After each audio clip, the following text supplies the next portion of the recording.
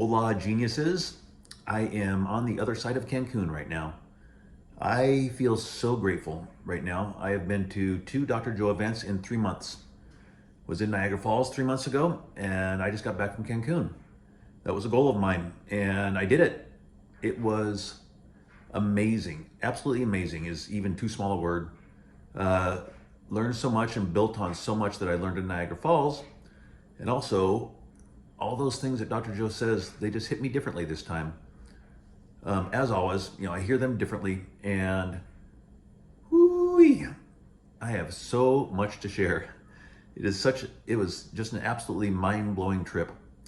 In the first couple days, my analytical mind was kicking in. Actually, my analytical mind was kicking in throughout the event. And what hit me the first day is when Dr. Joe says, "You're not that good." I've been trying to do this myself. I've been trying.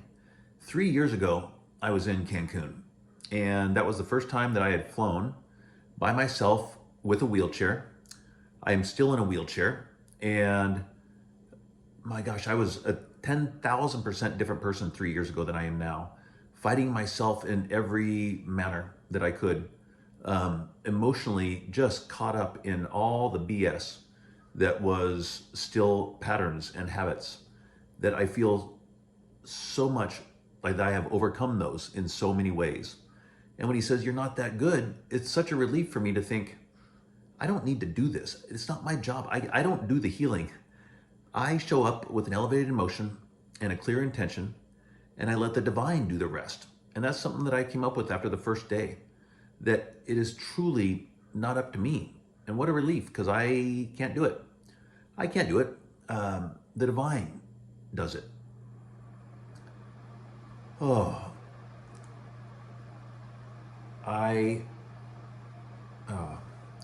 taking a step back, in Niagara Falls,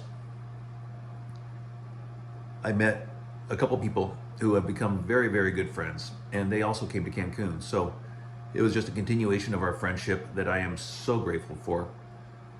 Three people, actually. My caregiver, who is now a very good friend, and I don't need to always refer to her as a caregiver. She came with me both Niagara Falls and this trip. And then my friends Kiki and Trevor were there, and they were in Niagara Falls and here. And I look at where I was in Cancun. I was by myself, but I wasn't alone, because I had so many thoughts running through my mind, ruminating through my mind, that it was like somebody was with me all the time. It was hell. It was hell at times. When I was in the group, I was fine. When I was alone in my room, it was hell. And it wasn't like that at all this time. I have done so much emotional healing during this process that my mind is on fire right now. I feel so creative. I feel so independent. I feel so on my path. And I just know that my body is catching up. My body is catching up. And here's a perfect example. In Niagara Falls, I tried to stand up. I wasn't able to. And in Cancun, I stood up 18 times. 18. After the first walking meditation, which was walking meditation number 6, I stood up 6 times. And I was strong. I was powerful. I was there. I was present. I had a volunteer on my right arm and my friend and caregiver on my left. And I stood up. I got out of my chair and I was on my feet. I am retraining my body. I'm training my body what it feels like again to stand up. What feels like be possible. And it's just absolutely amazing, man. I had my feet on the ground and I could feel my legs flex. I could feel my thighs. I could feel my calves. I stood up on my tippy toes a bit, and each time I stood up, I would stand up a little bit longer, and then I'd have them put me back down. But each time I'm like, all right, let's do it again. Let's do it again. Let's do it again. And it wasn't like that in Niagara Falls. Just so much freedom, just really letting things in. After that first time I stood up, I've always been wondering, what is it going to be like when this happens? I've dreamt about it so many times. What's it going to be like? What's it going to feel like?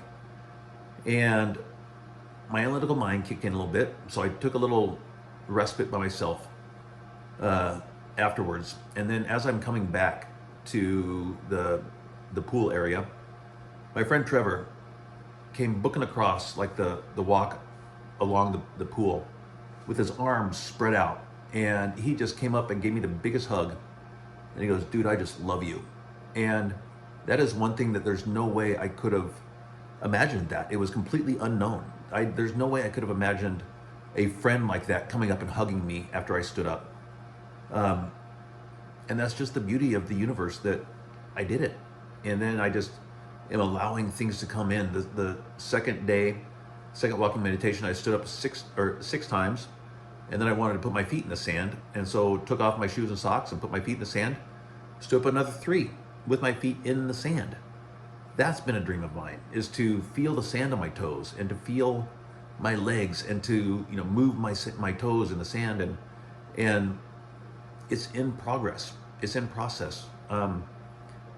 So thankful and amazed at my body, with my body. I love my body, and I'm learning to love my body even more. Stood up 6 times or 3 times on the 3rd walking meditation day, and letting that be enough, letting me be enough, just the way I am, knowing that I am capable, I am willing, I am worthy to heal exactly as I am. I don't need to change anything, and it's not completely up to me. Another highlight for me was that I took a shower.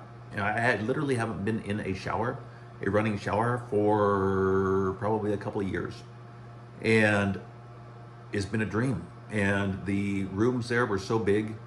The shower was so big, I have a Hoyer lift that lifts me up out of my chair. And I use that to roll into the shower. And I got in. I overcame the fear. I overcame the fear so many times on this trip. The shower felt amazing, absolutely amazing. And the cold water hit me and my legs went whoop. My legs went flying up because of the cold water. And then that can be fearful, because I felt like I was slipping off the chair. But my caregiver was there, and we made it work. Trevor said he would help me, which anybody who has to ask for help knows how hard it is to ask for help. To ask for help from a man in the shower is tough. I didn't even have to. He actually suggested it. And when it happened, he goes, dude, just know that this is an honor for me to be here with you, an honor for me to help. And I've had a saying for a long time that don't deny anybody the opportunity to better themselves on your behalf. Meaning that it's harder for me to ask for help than it is for the person to give me help. And that was so true. I really wanted to take a shower. I was craving it. It was part of my dream. And it was like, if this is the process to get it done, I got it done. And I'm so grateful for that. So grateful. Went out to dinner with Kiki and Trevor, and Nance is my friend, caregiver, at the Japanese restaurant on Monday night. And I wasn't able to lift my fork up to my mouth. Had an amazing stuffed salmon, but I couldn't lift it up to my mouth. So I had to have Nance help me. And I didn't let that bother me. It's like, I know this isn't me. I know that I can do this. And so the next day, when my body had rested, I lifted up my drinking glass, my water glass, to my mouth and drank with my glass without a straw. And that's a step for me. That is a great step for me. Instead of asking for help all the time, I caught myself a lot. When I would say, hey, can you help me with this? I would say, hey, nope, I can do it myself. And sure enough, I was able to do a lot on my own. I got food on my plate. I got pizza on my plate. I used a spoon. I got some salad on my plate. Got some fruit on my plate. And I'm saying on my plate so many times because I didn't end up on the ground. And that's a success. When I met Dr. Joe in Niagara Falls, he said, make sure you notice the small things. And the small things are turning into bigger and bigger things. Standing up 18 times is not a small thing. That is huge. I'm teaching my body. When I say I can do something, I'm teaching my body. Another saying that I've been thinking lately is it's amazing what I can do when I stop telling myself I can't. So when I cut myself off or I find myself asking for help and then able to do it myself, that is a beautiful, beautiful step for me. Um, a beautiful step for me. And I realized while I was there that I am such a magical, powerful creator. I really do radiate energy, radiate love. And I've always called this my superpower, is to connect with people. And I did it so often in Cancun and Niagara Falls. But in Cancun, I had some really cool synchronicities that when you put the energy out, you just don't know what's going to come back. You know, I was sitting out in the sunshine one day, and somebody that I had met the night before saw me, and she was going to come up and say hi, and then she's like, no, he's having a moment. So she turned around and walked away, and then she came back, and then she turned around and walked away, and then she came back, and we talked, and I told her what I had come up with about it's not up to me, that I'm not that good. And I said, you know, I just come with an elevated emotion and a clear intention, and let the divine do the rest. And she's like, oh my God, I'm going to take that into my next meditation. She goes, now I know why I was being called to come over to talk to you, because we had a great conversation. Another time I was out on the patio, the main patio, and a gal comes over. She's from England, and she goes, I am just having the biggest urge to come over and give you a hug. And I'm like, of course, I'll take that any day. And she said, I was walking by you and I heard a voice saying, go talk to him. And she says, I don't even know him. But then she said she looked down at her feet, and her feet were just going towards me. And I love that, love it, that I'm open to that. I love that. Another time I was talking to somebody else late at night. I got done with dinner and was talking to somebody, and a gal comes up and she said, again from England, and says, I have so much love to share with you. What do you say to that? Except bring it on. I love it, love it, love it. She goes, I'm sorry to interrupt. I'm like, you can interrupt anytime when you say I have so much love to share with you. That is so Dr. Joe. I love this community. It's beautiful. I mean, she and I hugged a bit, I don't know how many times, a lot. And I talked to her friends that she was with, and it just a connection. I've texted with them already. I'm going to join a coherence group with them. It's a connection. It's a way to keep the energy rolling and flowing, and a testament to my power and what a creator I am is that after Niagara Falls, I created a testimonial like this, and before going to Cancun, I thought somebody's going to see that testimonial and they're going to walk up to me. A woman is going to walk up to me and say, I saw your testimonial. So I think it was like day 3 or 4. I think day 3. I was sitting there with my hat on, and I thought somebody's going to have watched the testimonial and notice my hat. That's what I thought before I left to Cancun. And a beautiful woman comes up to me and she says, are you the one who did the testimonial?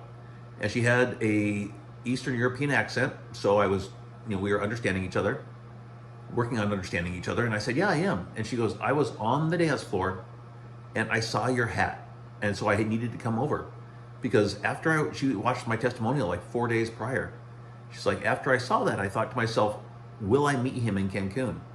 Pow. We did.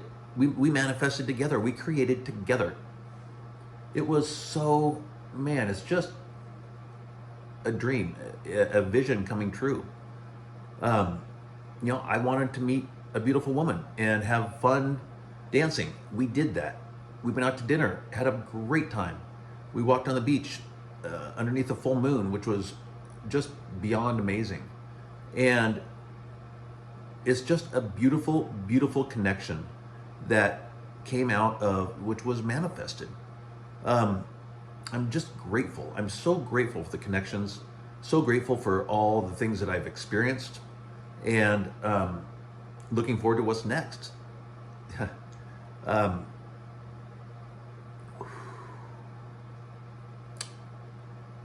Overcoming fears.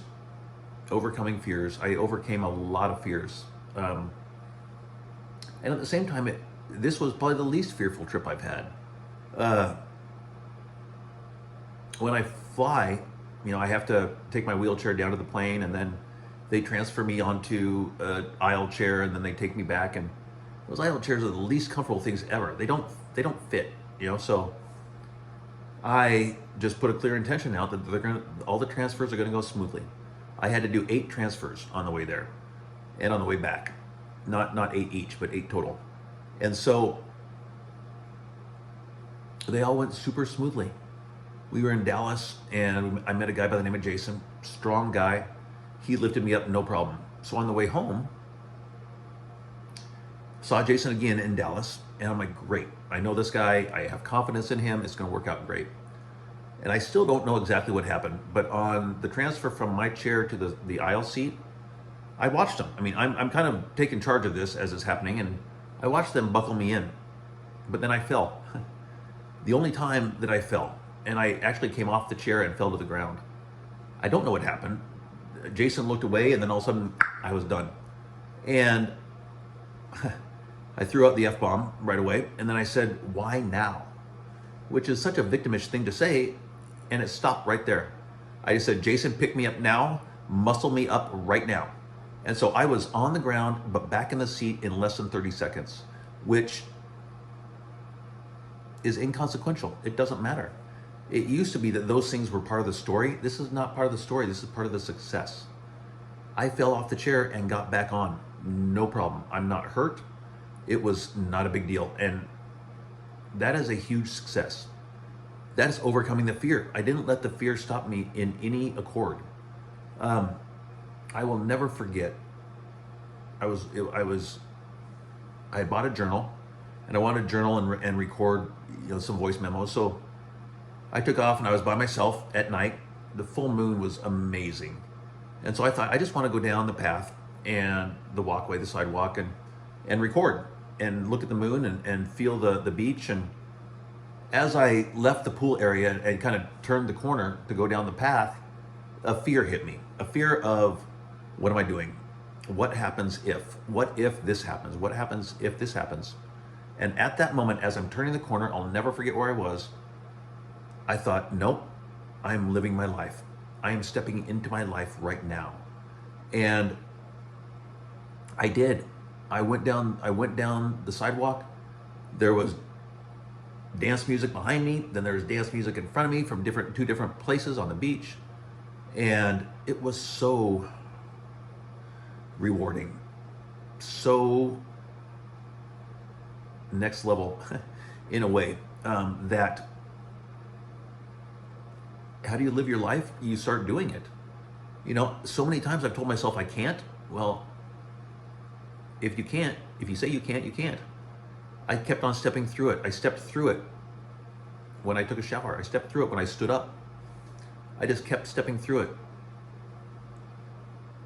I was, again, fortunate to be chosen as a Healee.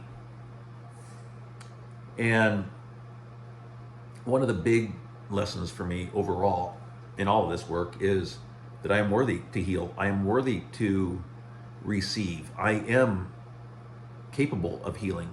I know that logically.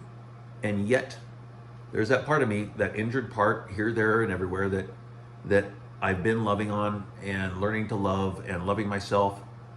And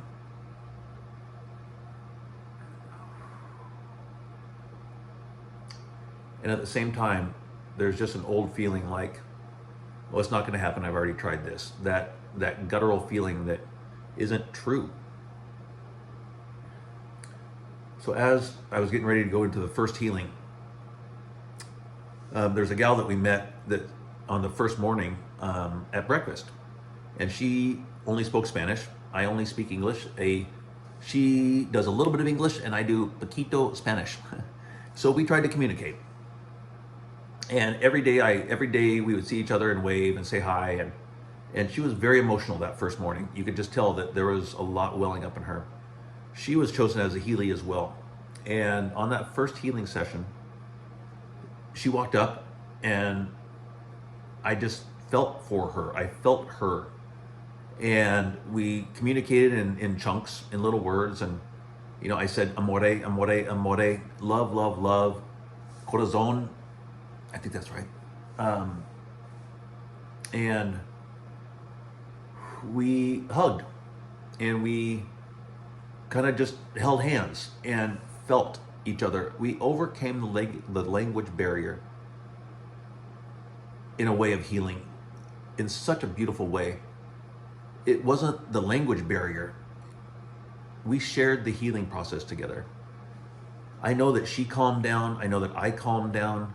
And very importantly for me is that at that moment, I realized that it's time for me to give myself the love and compassion that I was feeling for her. I mean, why don't we do that for ourselves? We're able to give it to somebody else, but we have a hard time giving it to ourselves. I know that I do.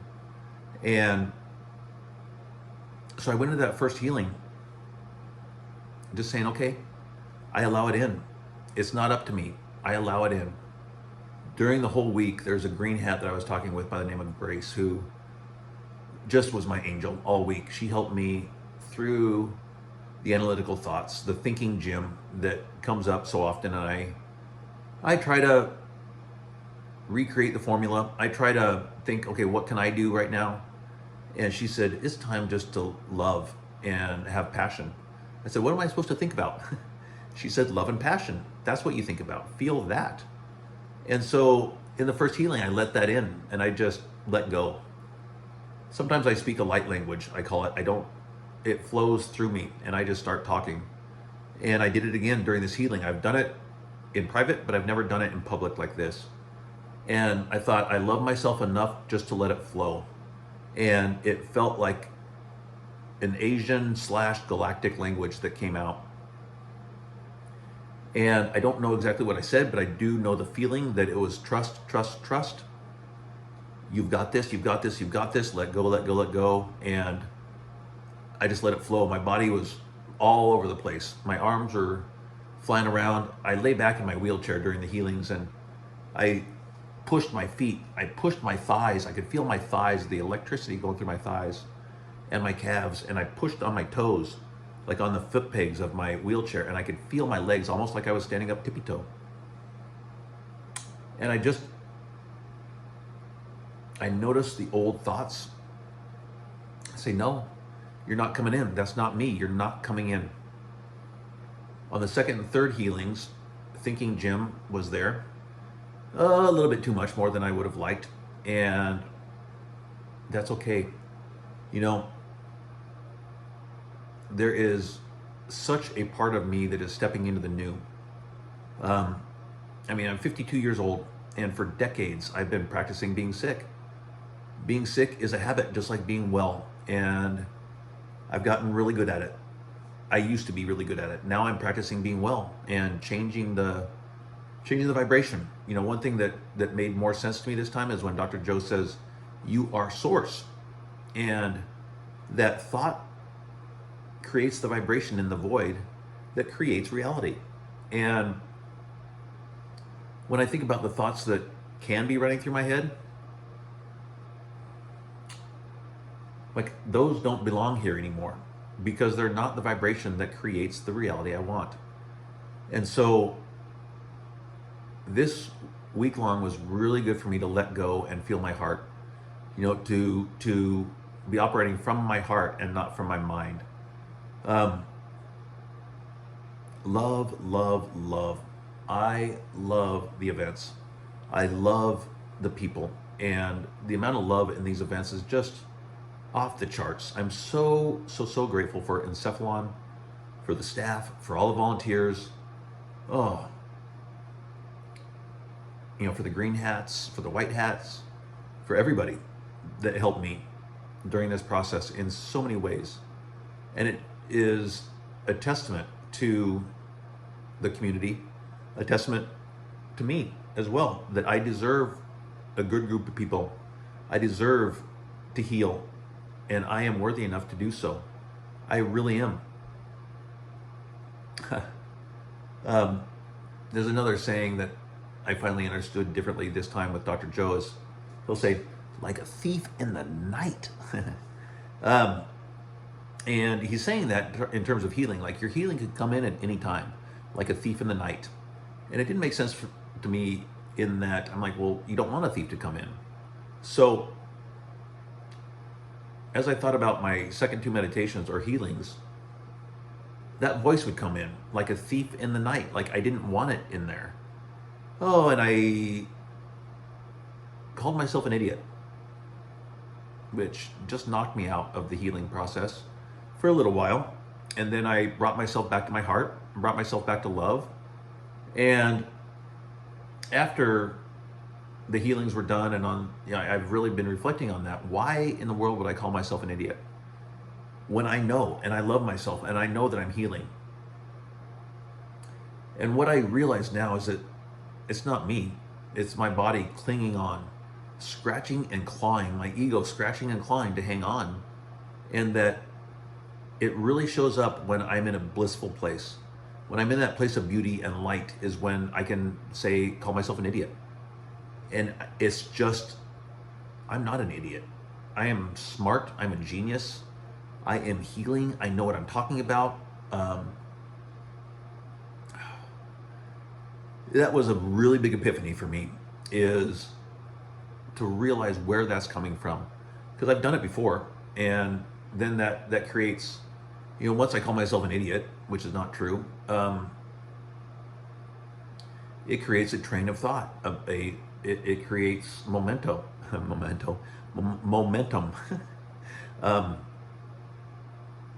And it can go off, but I didn't let it this time. And so after each healing, even if my mind wasn't exactly where I wanted it to be, after each healing, I just felt the love of the people around me.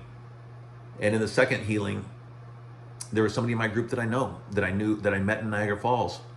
And when I saw her, tears welled up. It's just so much love. And she wasn't actually going to go to that healing session. And she thought, no, I need to go. I need to be there. And she wasn't going to be in my group. And then a volunteer said, you, over here. And she moved her at the last second to my group. And she said she got there and she couldn't stop crying. It's just the energy of love, sharing that. And there was so much healing coming through, so much.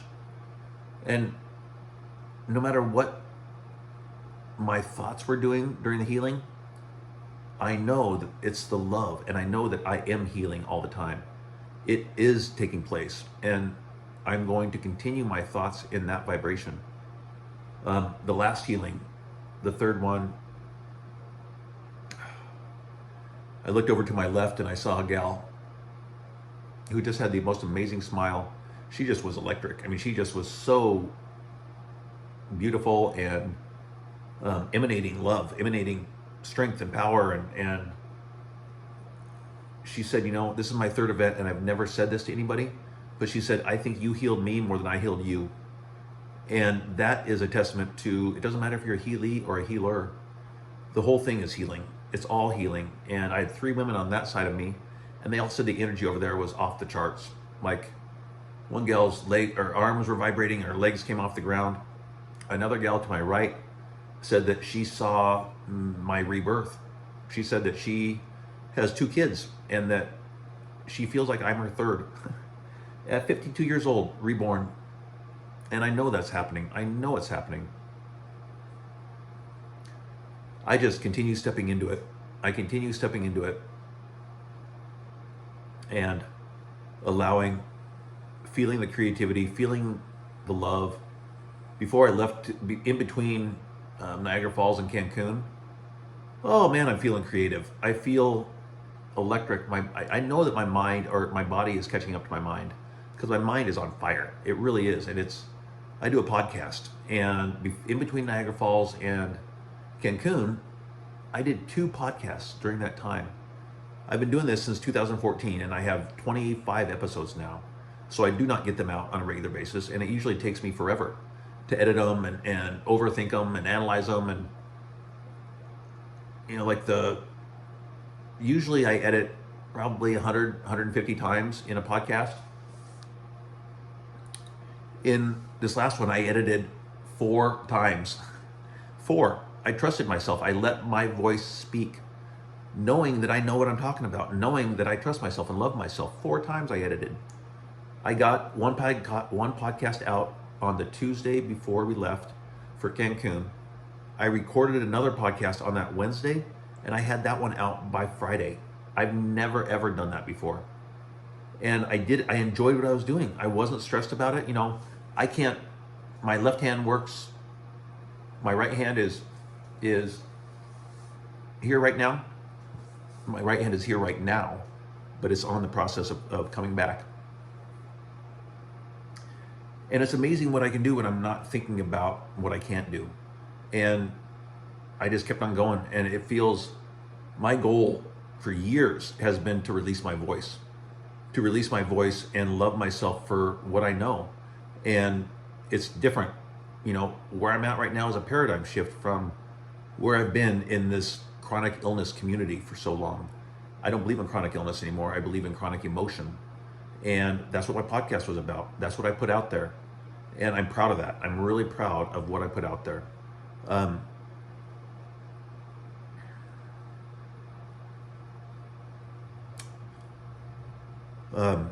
On the way home, I had an epiphany, a memory of being sick. And I think it's really about what I've taught my body, or what my body is continuing to do. Is that there was a time where my environment was difficult to be in. I wasn't being myself. I didn't really know who I was. I couldn't make decisions because I thought about everybody else before I thought about me. And I just realized that there was a time where I thought it was easier to be sick than it was to deal with the world around me. It's not that way anymore. It's not that way anymore. I have repaired, I have pruned old synapses, old connections. So many. I have worked on old relationships to get them to be in a loving place for me. I have learned so much, and I keep the energy going right now. I'm back home now. I keep the energy going. I am safe, which is something that I haven't always felt like. I have created an environment now that is safe for me. I've created the environment to where I can grow and be me. And that's what's important to me. That's where I keep on going. I have 2 amazing daughters that I've created an amazing relationship with them. And there was a point in time where I didn't feel worthy as a dad, and that's done. It's just loving myself. And I am so grateful for the opportunity, so grateful for being in Cancun, so grateful for the people I've met, the love I feel, and I keep going. It's time to keep going, keep going, keep going. I met a lot of people in Cancun and Niagara Falls that I'm still in communication with, and that's a really good way to keep my energy flowing and going and continuing. I don't know when the next Dr. Joe is that I'm going to go to, but I'm going to go again soon. I know it, and it's going to be as fantastic as all the others. I am going to work for Dr. Joe someday, be a volunteer. I know it. That's my goal. That's my dream, and I can feel that. So, it's a beautiful, beautiful process, and it's about the journey, right? It's not about the end goal. It's about the journey. It's been one hell of a journey, and I'm keeping going, man. Oh, look at my hand. Look at my hand on my heart. That's a lot more coordinated than it was in the last video. Love, love, love to you all, and keep going. This is beautiful. Love you.